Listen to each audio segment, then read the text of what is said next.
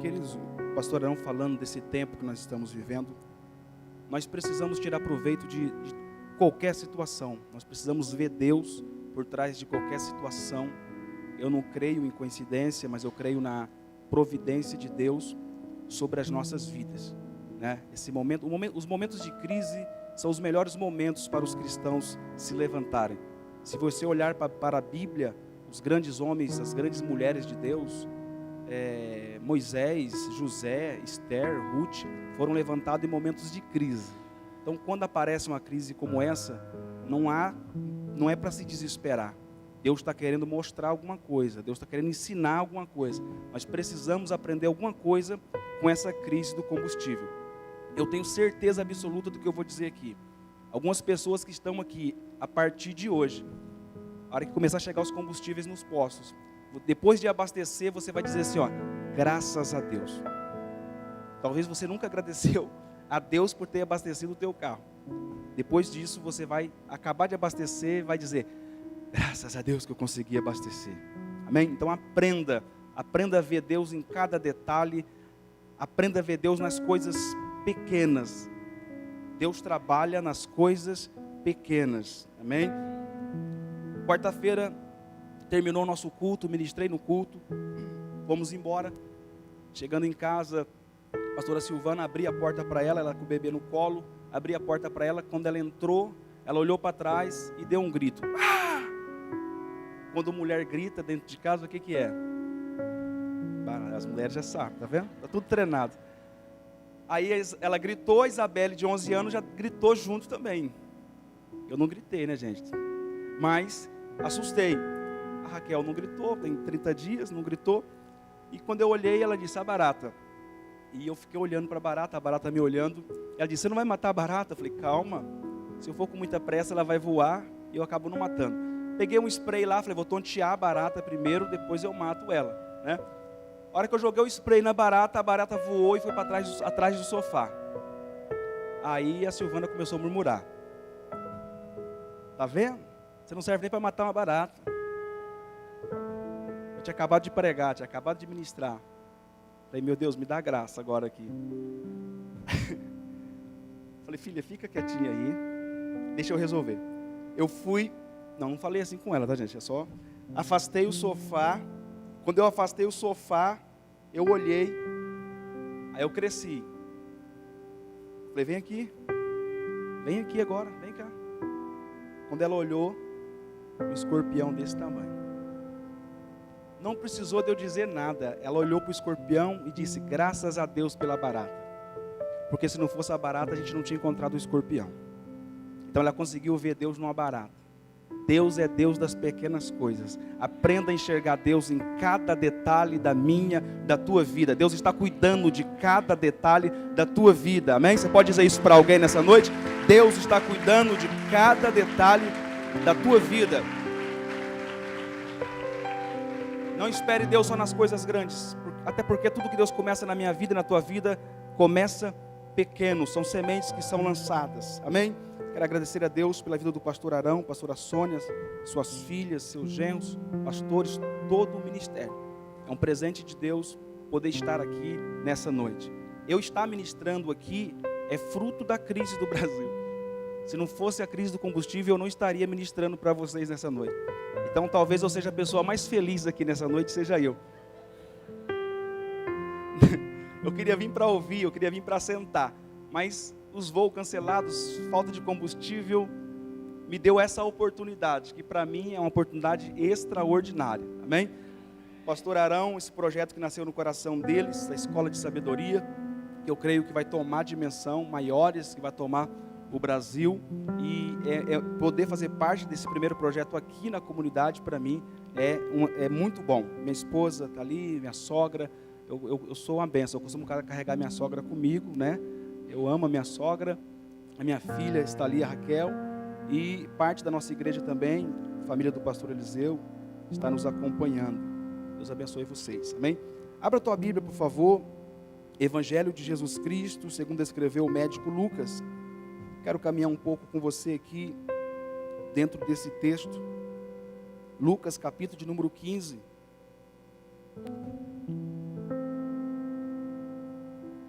Lucas, capítulo de número 15, a partir do verso de número 11.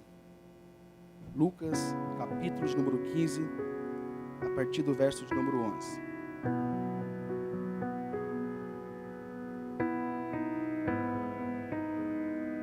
Quero falar um pouco sobre uma mentalidade de filho, uma mentalidade de reino e uma mentalidade de escravo. Existe uma diferença muito grande. E Deus falava isso comigo no coração nesta manhã, enquanto eu fazia o meu devocional. Deus ministrava essa palavra no meu coração, e eu me alegrei, porque eu falei, já tem uma mensagem para quarta-feira, para ministrar na quarta-feira, né? Mas na verdade, a mensagem seria entregue hoje à noite ao teu coração, e eu tenho certeza que Deus vai falar muito ao meu e ao teu coração, amém? Lucas, capítulo 15, verso 11 a seguir, amém? Diz assim, amados, a minha tradução bíblica: e disse, um certo homem tinha 2 filhos, e o mais moço deles disse ao pai: pai, dá-me a parte dos bens que me pertence. E ele repartiu por eles a fazenda.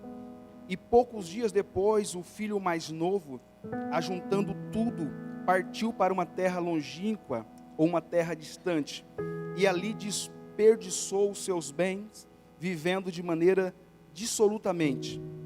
E havendo ele gastado tudo, houve naquela terra uma grande fome, e começou a padecer necessidades.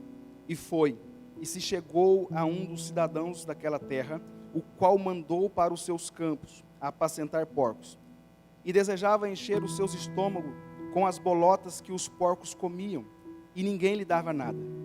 E caindo ou tornando em si, disse: quantos empregados de meu pai têm abundância de pão, e eu aqui pereço de fome? Levantar-me-ei e irei ter com meu pai, e dir-lhe-ei: pai, pequei contra os céus e perante ti, já não sou digno de ser chamado teu filho. Faze como um dos teus empregados. E levantando-se foi para seu pai. E quando ainda estava longe, viu o seu pai e se moveu de íntima compaixão. E correndo lançou-se-lhe ao pescoço e o beijou. E o filho lhe disse: pai, pequei contra o céu e perante ti, e já não sou digno de ser chamado teu filho. Mas o pai disse aos seus servos: trazei depressa a melhor roupa e vesti-lo, e ponde-lhe um anel na mão, sandália nos pés, e trazei o bezerro cevado, e matai-o, e comamos e nos alegramo-nos, porque este meu filho estava morto e reviveu, tinha-se perdido e foi achado. E começaram a alegrar-se. E o seu filho mais velho estava no campo, e quando veio e chegou perto de casa, ouviu a música e as danças, e chamando um dos seus servos, perguntou-lhe que era aquilo. E ele lhe disse: veio teu irmão e teu pai matou o bezerro cevado, porque o recebeu são e salvo. Mas ele se indignou e não queria entrar. E saindo o seu pai, rogava-lhe que entrasse com ele. Mas respondendo, ele disse ao pai: eis que te sirvo há tantos anos, ou eis que trabalho há tantos anos para o Senhor, sem nunca transgredir os seus mandamentos, e nunca me deste nenhum cabrito para alegrar-se com os meus amigos. Vindo, porém, este teu filho, que desperdiçou os teus bens com as meretrizes, mataste-lhe o bezerro cevado. E ele lhe disse: filho, tu sempre estás comigo, e todas as minhas coisas são tuas. Amém? Amados, meditando nesta manhã, nesse texto, o Senhor comunicou algo ao meu coração. Eu quero passar para vocês aqui. Essa parábola contada somente no Evangelho, escrito pelo médico Lucas, estivemos assistindo agora o filme do apóstolo Paulo, e dá para você ter uma dimensão um pouco maior do que do papel de Lucas no Evangelho e também no livro de Atos dos Apóstolos. Se você ainda não assistiu, aproveite para assistir, é tremendo o filme. Mas Lucas escrevendo, ele conta aqui no capítulo de número 15, pelo menos 3 parábolas. É uma parábola acerca de coisas que foram perdidas, mas tudo que foi perdido no capítulo 15 também foi encontrado. na parábola do filho pródigo, narrada, Jesus falando acerca de um pai que tinha 2 filhos, um mais velho e um mais novo, 2 filhos, e o mais novo pede para o pai a herança, parte da herança, e dias depois esse filho vai embora para um lugar longe, um lugar distante. O texto me dá o direito de conjecturar sem ferir a sua exegese. Então, eu entendo que esse filho mais novo não tinha um bom relacionamento com o filho mais velho. E isso o fez afastar de casa, isso o fez ir para um lugar distante. Então ele pede parte da sua herança, ele permanece alguns dias ainda em casa, de posse desses bens, de posse dessa herança. Depois ele toma a decisão de ir para um lugar longínquo, um lugar distante, levando tudo que o pai havia lhe dado. A Bíblia diz que chegando nesse lugar distante, ele gasta tudo dissolutamente. Embora o texto não registre essa palavra pródigo, né, a epígrafe bíblica, ela chama ele de filho pródigo. E muitas vezes nós entendemos que filho pródigo é aquele que se afastou ou aquele que está desviado. A palavra pródigo, na sua essência, ela quer dizer gastador. Aquele que gasta de qualquer jeito, aquele que gasta de qualquer maneira. E aquele que não tem controle, aquele que não tem equilíbrio. Então, quando nós olhamos com esse olhar, nós vamos perceber que dentro das igrejas tem muitos filhos pródigos. Gastando, não tem controle, isso na área financeira, em muitas áreas da sua vida. Então, esse menino pega e sai, e vai para um lugar distante. E gasta o dinheiro de qualquer jeito, gasta o dinheiro de qualquer maneira. Quando acaba o dinheiro, então vem a crise, vem o momento difícil. E no momento da crise, ele vai trabalhar de empregado. Alguém que é filho, que tinha tudo em casa, agora vai trabalhar de empregado. Vai cuidar de porcos, que era algo que não bem visto pelos judeus, né? Até mesmo longe dos judeus, em outros lugares, cuidar de porcos era uma humilhação para um homem. E esse é o serviço que ele arruma. A Bíblia diz que ele quer comer, deseja comer da comida que os porcos comiam, mas ninguém lhe dava nada. Aí é onde o texto, ele me diz o seguinte: e caindo em si, no verso 17, e caindo em si, ou tornando em si, ou seja, quando algo aconteceu na sua casa, que tirou ele fora de si. Então, quando ele está fora de si, ele começa a tomar algumas atitudes que vão complicar ele, atitudes descontroladas e irresponsáveis. Alguma atitude, talvez do irmão, algo que aconteceu na casa que afetou ele, e isso veio como uma flecha nele, atingiu ele, e ele sai fora de si. E quando ele sai fora de si, ele começa a tomar atitudes irresponsáveis. E essas atitudes vão piorando com o passar dos dias, cada vez mais tomando atitudes piores, até ele chegar nesse momento de estar num lugar distante cuidando de porcos. Quando ele está nesse momento, então a Bíblia diz que ele torna-se, ele cai em si. Ou seja, ninguém falou para ele: ó, você está errado. Ninguém falou para ele: olha, você não devia ter feito isso. Ninguém apontou o dedo para ele. Ele sozinho percebeu o que ele estava fazendo. Ele sozinho caiu em si, colocou a mão na cabeça e disse: o que é que eu estou fazendo longe de casa? O que é que eu estou fazendo longe do meu pai? Lá até os empregados eram bem tratados. Lá até os empregados recebiam o melhor do meu pai. Agora aqui onde estou, mesmo sendo filho, estou passando fome, estou passando necessidade, estou trabalhando de empregado para alguém. Ele mesmo cai em si. Irmãos, esse é o momento mais lindo da minha vida e da tua vida. Quando não precisa de ninguém apontar o dedo e dizer: você fez, aconteceu, você precisa mudar assim e assim. Não, você tem a consciência, a sua chavinha vira e você entende e diz: eu preciso me tornar assim, eu preciso retornar ao meu estado original, eu preciso voltar aonde eu estava antes, porque eu estou descontrolado, eu estou agindo de maneira dissoluta, eu preciso voltar para o meu lugar de origem. A ficha dele caiu. E aí no texto ele diz, olha, ele conversando com ele mesmo, não tinha ninguém conversando com ele. Quem já fez isso aqui? Você conversar com você mesmo? Você não está doido não, tá? É normal. Você começa a conversar com você mesmo. E ele começa a conversar com ele mesmo. E ele diz, o que eu fiz? E ele começa a conversar com ele mesmo e diz, olha, na casa do meu pai até os empregados são bem tratados. O que ele está dizendo? O meu pai é bom. Amados, uma das palavras mais lindas da Bíblia, ensinadas, cantadas nos Salmos é essa: o Senhor é bom e a tua misericórdia dura para sempre. Quando você para refletir, quando você para pensar na vida, quando você olha para trás, eu estava ali sentado chorando, porque eu comecei, antes de subir aqui, eu comecei a relembrar a minha história, da onde foi que Deus me tirou, da onde Deus me arrancou, por tudo que eu passei, para chegar aqui hoje, para poder ministrar para você, para poder pregar para você. Então eu chego a uma conclusão: Deus é bom e a tua misericórdia dura para sempre.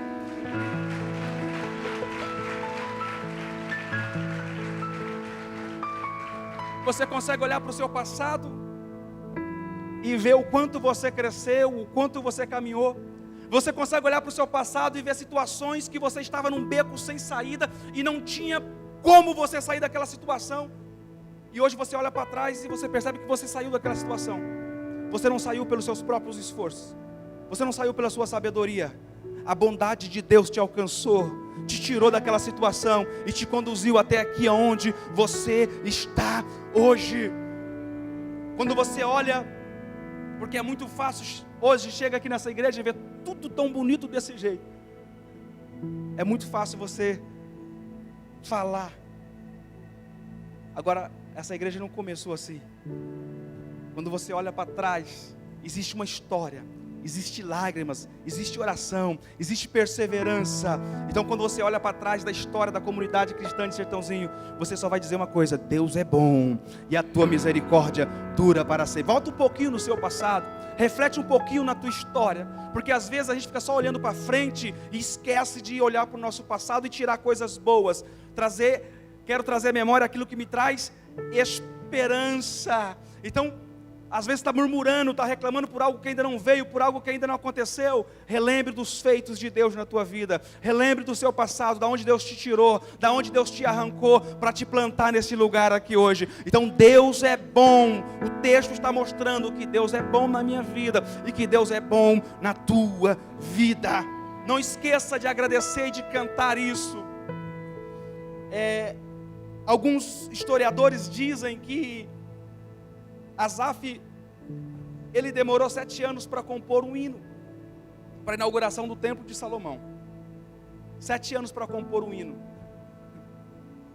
E sabe o que dizia o hino? O Senhor é bom e a misericórdia dura para sempre. Esse era o hino que eles cantaram na inauguração do templo. E quando eles estavam cantando, a glória de Deus entrou e invadiu aquele lugar e tomou conta daquele lugar. Diga comigo: o Senhor é bom e a tua misericórdia dura para sempre. Ele, entendendo a bondade do Pai, ele diz: eu vou voltar. Ele ele quebra o orgulho, ele diz: eu vou voltar para a casa do meu pai. Ele prepara um sermão, ele prepara uma fala, como a gente no tempo de namoro, prepara uma fala para falar com a namorada e chega lá não sai nada do que a gente falou. Ele prepara algo, ele ensaia um diálogo para conversar com o pai. E ele volta sozinho. Ele cai a ficha e ele volta para casa. De longe, o pai avista ele. O pai estava esperando por ele. E de longe o pai avista ele. Ele está muito diferente. Está sujo, está magro, está anêmico. Está muito diferente do que aquele filho que saiu. Mas o pai conhece o filho. E o pai olha de longe e ele diz: meu filho está voltando. É ele. O pai não espera o filho chegar em casa. A Bíblia diz que o pai vai ao encontro do filho. O pai sai correndo e pula no pescoço do filho. Antes que o filho falasse alguma coisa, antes que o filho esboçasse o diálogo que ele ensaiou, o pai pula no pescoço, beija ele. E quando o filho vai tentar dizer alguma coisa, o pai chama os servos e diz: olha, pega a melhor roupa para ele, troca a roupa dele, dá uma vestimenta especial para ele. Eu fui ler nas outras traduções hoje, todas as 3 traduções que eu tenho, diz a mesma coisa: dá a melhor roupa. O pai poderia ter falado, pega uma roupa. Não, o pai diz, pegue a melhor roupa. Amados, Deus não tem outra coisa para mim e para você que não seja o melhor. Não espere de Deus outra coisa que não seja o melhor. Quando Jesus transformou a água em vinho, lá em Caná da Galileia, a Bíblia diz que quando os homens provaram o vinho, os especialistas provaram o vinho, eles disseram assim, olha, nós nunca tomamos um vinho como esse, e só nós queremos entender uma coisa, por que que o noivo fez isso? Porque é normal você dar o vinho bom no começo da festa, e deixar o vinho inferior para o final da festa, porque todo mundo está bêbado e ninguém percebe mais nada. Mas esse noivo agiu diferente, ele guardou o melhor vinho para o final da festa. Jesus não precisava ter transformado aquele vinho no melhor vinho, ele podia ter feito qualquer tipo de vinho ali, que todo mundo ia tomar, a festa seria uma bênção, e estava tudo certo. Mas mesmo não precisando fazer o melhor vinho, ele fez o melhor, porque saindo de Jesus, espere sempre o melhor. Você merece o melhor. Coloque a mão no ombro dessa pessoa e diga, não espere outra coisa de Deus que não seja o melhor. Deus tem o melhor para mim, o Senhor tem o melhor para você, para a sua casa, para a tua família, para o teu casamento, para o teu ministério. Deus tem, não espere de Deus algo que não seja o melhor. E eu vou dizer uma coisa para você, tudo que você receber que não te surpreender, não foi Deus que te deu. Porque tudo que Deus te dá, vai te deixar de boca aberta, porque Deus sempre vai fazer mais do que você pede. Deus sempre vai te dar além do que você está. Os pensamentos de Deus, os planos de Deus são mais altos do que os nossos. Então Deus vai te surpreender. Deus vai te surpreender. Ele volta para casa. E o encontro com o pai, a melhor vestimenta. Depois o pai fala para, dá um anel para ele. O que o pai está querendo dizer? E quando ele volta para casa, ele diz para o pai, pai, eu só quero ser um empregado, pai. Porque eu sei que os seus empregados são bem tratados. Eu só quero ser seu empregado, eu não preciso ser tratado como filho. O pai não fala nada, mas a atitude diz tudo. O pai dá um anel para ele. Escravos, os servos naquela época não usavam anel. Então quando o pai dá um anel para ele e dá uma sandália, escravo naquela época andava descalço, não tinha sandália também. Então quando o pai dá um anel para ele, quando o pai dá uma sandália para ele, sem falar nada, somente com atitude, somente com ação, o pai está dizendo, você continua sendo o meu filho. Você nunca deixou de ser o meu filho. O anel dizia isso, as sandálias diziam isso. E não obstante a isso, o pai diz para os servos, pega aquele bezerro que está engordando, pega aquele bezerro cevado, porque é um momento especial, e eu vou matar esse bezerro, para fazer uma festa para o meu filho, porque ele voltou, vai ter festa na casa hoje.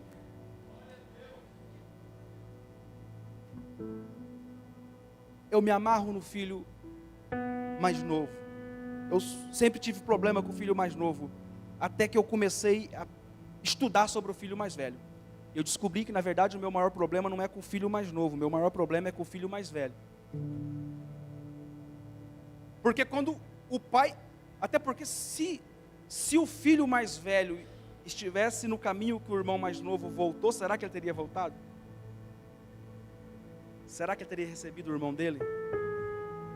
Ainda bem que era o pai que estava esperando por ele, não era o irmão mais velho. O irmão mais velho está no campo, o pai prepara a festa, e quando o irmão está voltando do campo, ele ouve músicas. Ele percebe que tem dança. E ele sabe que onde tem música e tem dança é porque tem festa. Tem festa na casa hoje. E ele não tem coragem de ir lá perguntar. Ele envia um servo e diz, vai lá saber o que está acontecendo. E o servo volta e diz, olha, o seu irmão voltou. O seu irmão retornou. E vou te dizer mais. Aquele bezerro que o dia que foi colocado para engordar, e você nunca mais tirou ele da cabeça, você está pensando que é para você, o seu pai matou aquele bezerro para o seu irmão. Vai fazer a festa com o bezerro. Porque quando o pai pôs para engordar, ele disse, meu irmão foi embora. Esse bezerro só pode estar sendo preparado para mim. E aí quando o servo diz, olha, matou o bezerro cevado, aí ele ficou irado. Aí ele ficou bicudo. E ele disse, eu não vou entrar para a festa. Eu não vou participar dessa festa. Que irmão abençoado. Aí o pai, que representa a figura de Deus, que foi buscar o irmão que tinha saído no caminho e trouxe de volta, ele sai de casa e vai buscar o irmão rebelde, que não quer entrar na festa. Deus é assim. Às vezes as pessoas não entendem a mentalidade de um pastor. Pastor, por que o senhor insiste tanto com uma pessoa? Pastor, por que o senhor dá tanta oportunidade para uma pessoa? É porque a gente entende o valor de uma vida, o valor de uma alma para Deus. O pai vai ao encontro tanto do filho que foi embora e voltou, agora vai atrás do filho bicudo que não quer entrar na festa. E o pai agora vai ter um diálogo com o filho mais velho. E o filho mais velho vai lançar algumas coisas no rosto, na face do pai. Olha o que ele vai dizer. Verso 29. E saindo seu pai, rogava, insistia, para que ele entrasse com ele. Mas respondendo ele, disse ao pai, eis que te sirvo há tantos anos, sem nunca transgredir o seu mandamento. E nunca, ele generalizou aqui, e nunca me deste um cabrito para se alegrar com meus amigos. Eis que te sirvo, algumas traduções dizem, eis que trabalho para ti há tantos anos. A mentalidade do menino que foi e voltou é uma mentalidade de filho, de reino. A mentalidade do irmão mais velho é uma mentalidade de escravo. Está perto de tudo, mas não desfruta de nada. Ele diz, eu trabalho para você há tantos anos. A mentalidade dele não é de filho, é de um servo, é de um escravo. Ele diz, eu trabalho para você. Ele era filho, mas tinha a mentalidade de escravo. Então, ele está cobrando algo do pai. Ele está cobrando algo do pai. Deus não te chamou para trabalhar para Ele. Deus nunca chamou ninguém para trabalhar para Ele. Deus te chamou para trabalhar com Ele. Existe uma diferença. Trabalhar para Deus e trabalhar com Deus.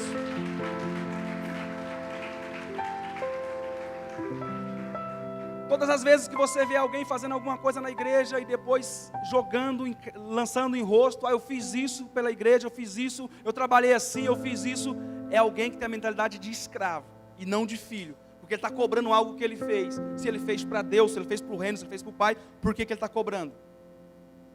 Essa mentalidade de escravo. E ele diz, olha, eu trabalhei. Quem trabalha para Deus se cansa. Você vai ver um monte de pastores aí cansados. Tem um monte de pastor que está cometendo suicídio. Tem um monte de pastores que está sendo internados, está indo para o spa, porque não está suportando o peso. Essas pessoas não estão trabalhando com Deus, estão trabalhando para Deus, porque quem trabalha com Deus não se cansa.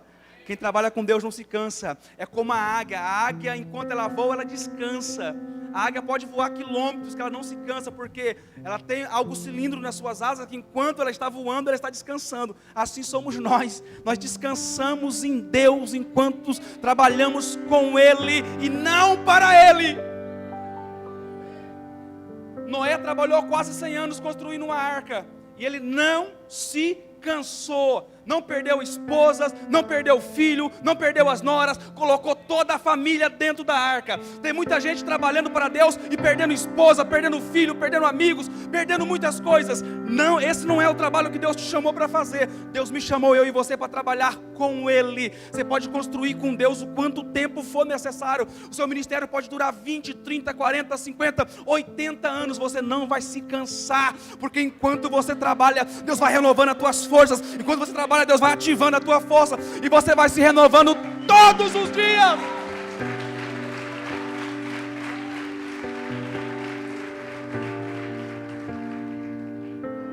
Essa é a mentalidade de alguém que trabalha para Deus. Deus não te chamou para trabalhar para Ele, Deus te chamou para trabalhar com Ele.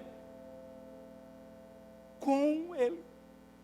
Ele vai estar com você 24 horas por dia. E tudo que você fizer será bem sucedido. Amém? Tenha essa mentalidade. Deus não te chamou para trabalhar para Ele, mas te chamou para trabalhar com Ele.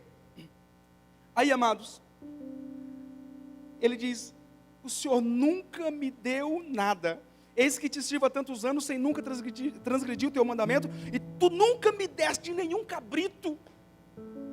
Irmão, se você voltar no texto acima, no verso 12, no final do versículo 12, a Bíblia diz assim, ó: e ele repartiu por eles a fazenda. Então, quando o pai deu a parte do menor, ele também deu a parte do maior. A Bíblia diz que ele repartiu para os dois. Esse camarada aqui tem justificativa para estar reclamando com o pai? Esse camarada tem justificativa para jogar na cara do pai que o pai nunca deu nada para ele? Se quando o pai repartiu com o mais novo, também repartiu com o mais velho? Só que tudo que o pai deu para ele, ele nunca desfrutou. Porque a mentalidade de escravo te deixa tão perto da bênção e ao mesmo tempo tão longe. Porque se você não entende, você não desfruta. Você é filho de Deus. A herança é tua. Ele estava brigando por causa de um bezerro, sendo que a fazenda toda era dele. Ele estava brigando por um bezerro, por um cabrito, sendo que toda a fazenda era dele. E o pai diz: meu filho, tudo o que eu tenho é seu. O pai estava dizendo para ele: você não pega porque você não quer, você não usufrui disso porque você não quer, já é seu, por direito. Você é meu filho, você é herdeiro por direito, então toma posse disso. O que eu aprendo com isso? Tem muito crente dentro da igreja que é filho, que tem direito de muitas coisas, e que só não toca porque a mentalidade não muda, a mentalidade não destrava, a chavinha não vira. Você está tão perto da bênção, tão perto do milagre, você está vivendo no meio da bonança, mas vivendo momentos de miséria. Deus não te chamou para viver no meio da escassez, Deus não nos chamou para viver no meio da miséria. Tem uma fazenda toda te esperando. Para de brigar por causa de bezerro, para de brigar por causa de cabrito, a fazenda toda é sua. Entra e toma, tem acesso a isso. Se a tua mente não virar,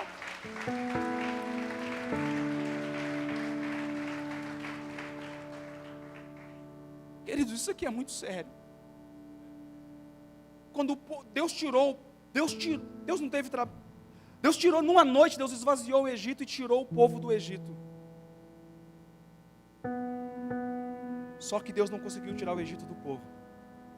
O povo saiu do Egito, mas o Egito durante 40 anos permaneceu dentro do povo. Por quê? Trabalharam muito tempo de escravo, e a mente deles se tornou uma mentalidade escrava. Então, quando eles saíram do Egito, eles precisavam configurar a mente, ressignificar a mente. Eles saíram do Egito, foram para algo novo de Deus, mas com a mentalidade velha, com a mentalidade antiga. Você não pode entrar em algo novo de Deus, um novo nível novo de Deus, com a mentalidade antiga. Então o povo saiu do Egito, mas a mentalidade continuou sendo de escravo. Então eles estavam caminhando para uma terra que manava leite e mel, para desfrutar daquilo, mas nunca desfrutaram. Os filhos desfrutaram, mas aquela geração não desfrutou. Por quê? Porque a chavinha não virou, a mente não virou.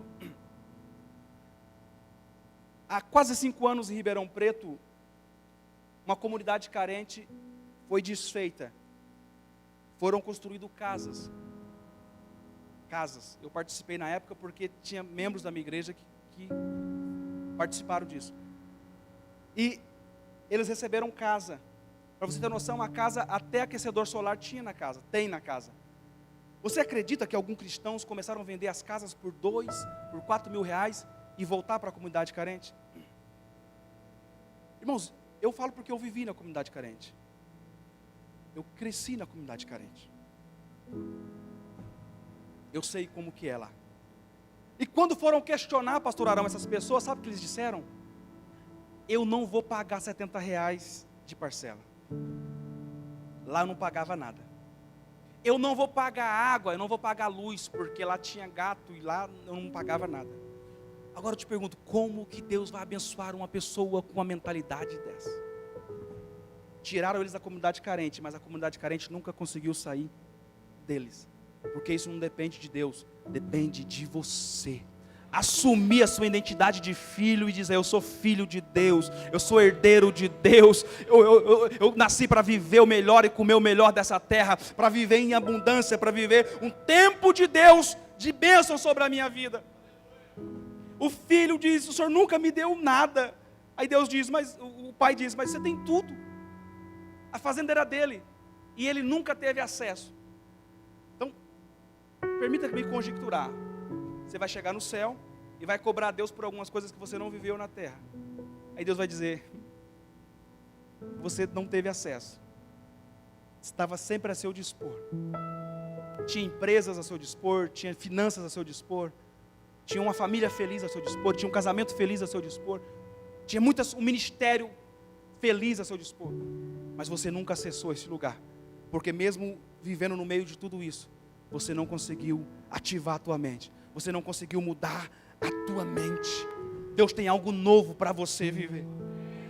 Deixa eu dizer uma coisa. Eu termino aqui, não são só as coisas ruins do passado que nos atrapalham.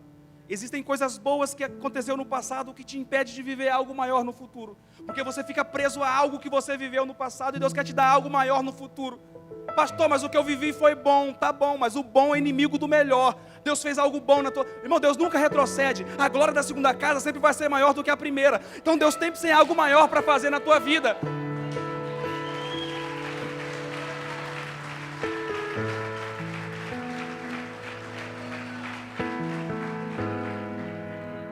Pastor, mas eu levei tempo fazendo isso, eu levei tempo construindo isso. E daí? Passou o tempo, passou a fase. Serviu para aquele tempo, não serve mais para hoje.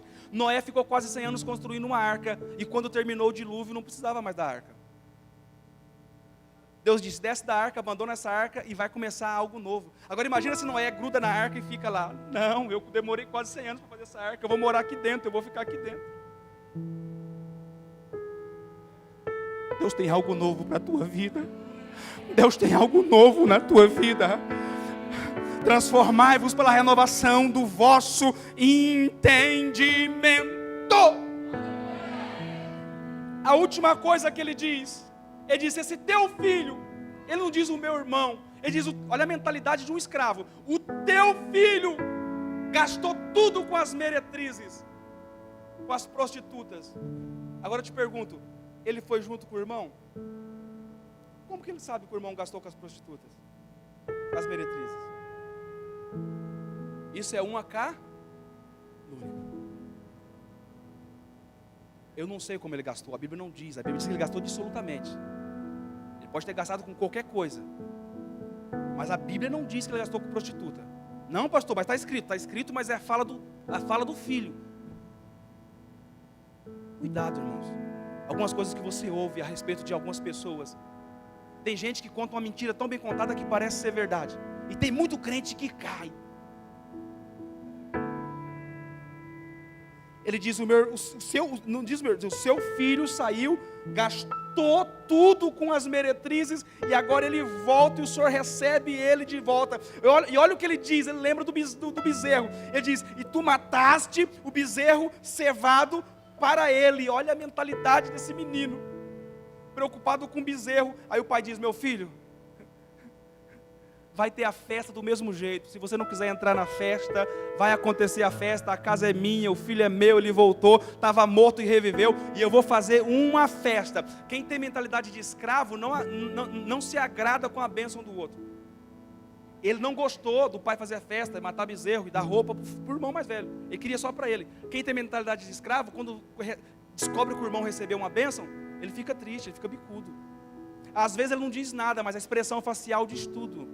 Pode dizer, irmão, quando você conta, eu recebi minha casa, eu comprei meu carro. Tem gente que torce o bico. Infelizmente, isso é quem tem mentalidade de escravo, mas você tem mentalidade de filho. Acessa as coisas do reino de Deus. Quando eu vou em Serra Azul, na casa do meu pai mora numa área rural. Um dos primeiros lugares que eu vou é na geladeira do meu pai.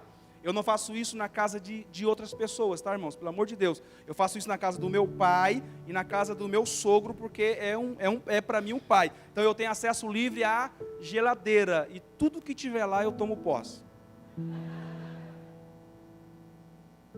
Deus está dizendo para você, meu filho, abra a geladeira. Está cheia. A minha geladeira está cheia. Não falta. Não falta. Está cheia. Você só precisa acessar, só precisa entrar lá e tomar posse. Diga que essa pessoa que está do teu lado, diga assim: Deus não vai te dar muito. Por quê? Deus vai te dar tudo. O Senhor já nos abençoou com toda sorte e riqueza de bênção em Cristo Jesus. Deus abençoe. Obrigado, pastor Arão. Obrigado, pastora Sônia. Obrigado, igreja. Deus abençoe vocês.